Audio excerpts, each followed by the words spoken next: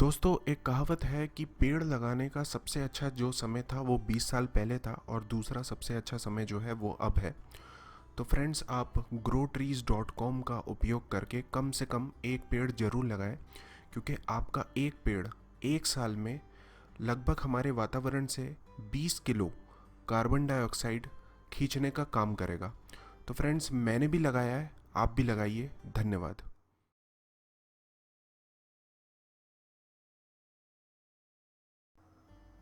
आइए दोस्तों, आज मैं इस वीडियो के माध्यम से आपको ये बताना चाहूँगा कि कैसे आप बिना बेनिफिशियरी को ऐड किए किसी को भी एनईएफटी या फिर आईएमपीएस कर सकते हैं।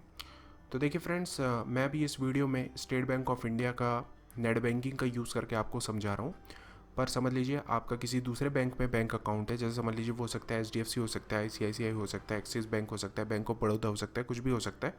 तो आप अपने बैंक के नेट बैंकिंग में लॉगिन हो जाइए और आपको इस टाइप का कुछ ऑप्शन ढूंढना होगा अपने नेट बैंकिंग अकाउंट में, जिससे आप बिना बेनिफिशियरी को ऐड किए इंस्टेंट मनी ट्रांसफ़र कर सकें।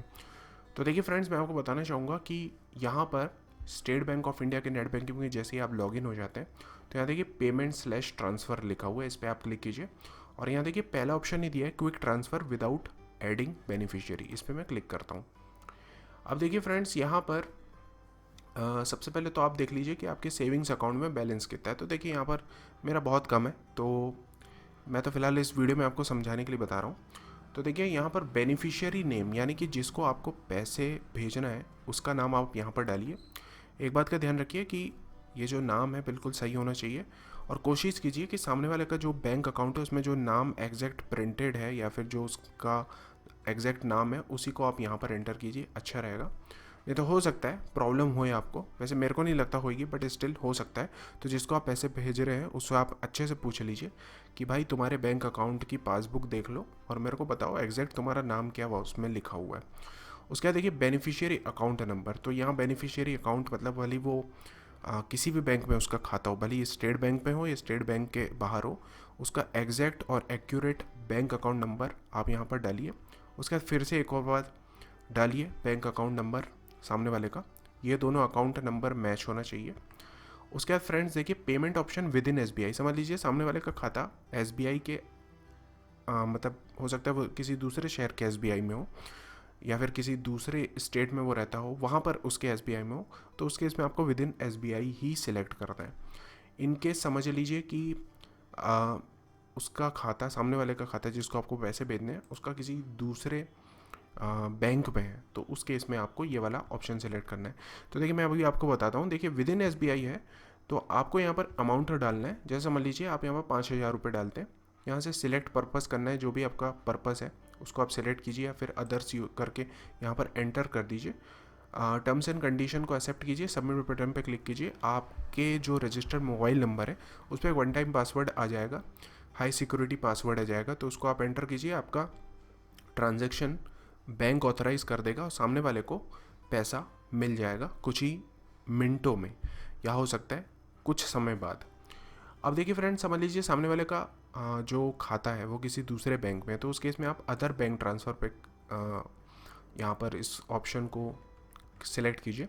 उसके बाद आईएफएससी डिटेल्स डालिए। तो ये जो डिटेल्स होती है सामने वाले की पासबुक में प्रिंट होगी या फिर चेकबुक में प्रिंट होगी, या फिर आपको अगर सामने वाले का बैंक मालूम है तो उस केस में आप नेट पे भी सर्च कर सकते हैं। तो आप ये आईएफएससी डिटेल्स पता लगा लीजिए कि सामने वाले को जो आप पैसा भेज रहे हैं उसका बैंक का आईएफएससी कोड क्या है, तो उसको आपको यहाँ पर एंटर करना है। Select transfer mode. तो देखिए यहाँ पर दो ऑप्शन दे रहा है, एक आईएमपीएस दे रहा है, एक एनईएफटी दे रहा है। तो देखिए आईएमपीएस बहुत फास्ट होता है पर इसके कुछ आपको चार्जेस देने होंगे, तो आप चाहें तो आईएमपीएस सेलेक्ट कर सकते हैं। इन केस अगर आपको चार्जेस नहीं देने हैं, एनईएफटी यूज़ करना है, तो आप ये वाला ऑप्शन सेलेक्ट कर लीजिए। अभी जब मैं वीडियो बना रहा हूँ तो एनईएफटी का कोई भी चार्जेस नहीं है, आरबीआई ने इसको फ्री करके रखा हुआ है। इन फ्यूचर अगर ये चीज़ चेंज हो जाती है तो मैं अभी कुछ नहीं बोल सकता। अभी जब मैं वीडियो बना रहा हूँ तो आईएमपीएस का चार्ज है, थोड़ा सा छोटा सा अमाउंट है, एनईएफटी का कोई चार्ज नहीं है। तो देखिए मैं यहाँ पर फिलहाल आईएमपीएस सेलेक्ट कर लेता हूँ। अमाउंट में जैसे समझ लीजिए यहाँ पर 5,000 रुपये डाल देता हूँ। पर्पस सेलेक्ट कर लेता हूँ, जो भी यहाँ पर पहले से दिया हुआ है उनको, या फिर अदर्स को सिलेक्ट करके यहाँ पर पर्पस में यहाँ पर मैं डाल देता हूँ फील्ड, जो भी पर्पस है पैसे भेजने का। उसके बाद ये जो बॉक्स है इस पर इसको मैं मतलब टर्म्स एंड कंडीशन इसकी एक्सेप्ट करता हूँ क्लिक करके, और सबमिट बटन पे जैसे ही क्लिक करूँगा वन टाइम पासवर्ड या हाई सिक्योरिटी प्रोफाइल पासवर्ड आपके पास आ जाएगा, उसको एंटर कीजिए। आपका बैंक ट्रांजैक्शन को अप्रूव कर देगा या ऑथराइज़ कर देगा, और आपका जो पैसा है आपके सेविंग्स अकाउंट से डिडक्ट होगा और सामने वाले के अकाउंट में कुछ ही मिनटों में या फिर कुछ समय बाद पहुंच जाएगा। अब देखिए फ्रेंड्स, मैं आपको ये बताना चाहूँगा, अभी जब मैं ये वीडियो बना रहा हूँ तो इसमें लिखा हुआ है maximum amount for quick fund per transaction is 25,000 rupees. तो देखिए क्विक फंड अगर आपको किसी को भेजना है तो आप मैक्सिमम 25,000 रुपये ही भेज सकते हैं। उसके बाद ये है कि maximum amount should not exceed the limit of 25,000 rupees for the day. मतलब एक दिन में आप 25,000 रुपये ही क्विक ट्रांसफ़र कर सकते हैं, मतलब बिना बेनिफिशियरी के ऐड किए।